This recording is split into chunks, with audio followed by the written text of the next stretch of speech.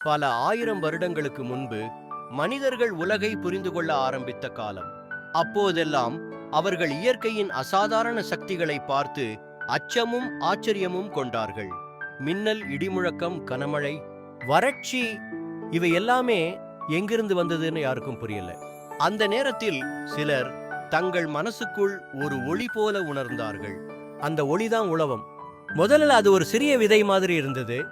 ஏன் இந்த நட்சத்திரங்கள் இரவில் மட்டுமே தெரிகின்றன, அல்லது ஏன் பறவைகள் காலையிலேயே பாடுகின்றன என்ற கேள்விகளை மனித மனம் எழுப்பியது. அந்த கேள்விகளே உலவத்தின் முதல் அடித்தளமாக இருந்தன. மெல்ல மெல்ல அவர்கள் கற்களை தேய்த்து தீப்பொறி உருவாக்கினர். அது அவர்கள் வாழ்க்கையை மாற்றிய மிகப்பெரிய தருணம்.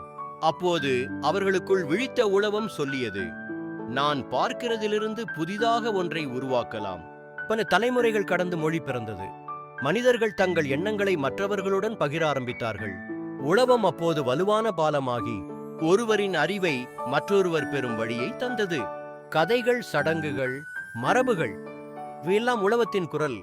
காலப்போக்கில் உலவம் கனவுகளை உருவாக்க கற்றுக்கொண்டது. இன்னைக்கு நாங்க வேட்டை போகிறோம், நாளை நாங்கள் நிலத்தை உழைத்து விதை போடலாம் என்று எண்ணத் தொடங்கியது. அங்கேயே மனிதர்களின் நாகரிகம் பிறந்தது. உலவம் ஒரே நேரத்தில் ஆர்வமும் அச்சமும் கொண்டது. அது மனிதனை கேள்விகள் கேட்கச் செய்தது, பதில்களை தேடச் செய்தது. இதோ இன்னைக்கு நீங்கள் இந்த உலவம் எப்படி உருவாக்கியது என்று கேட்கும் நிலைக்கு கொண்டு வந்தது கூட அந்த பழைய சிறிய விதையின் விளைவுதான்.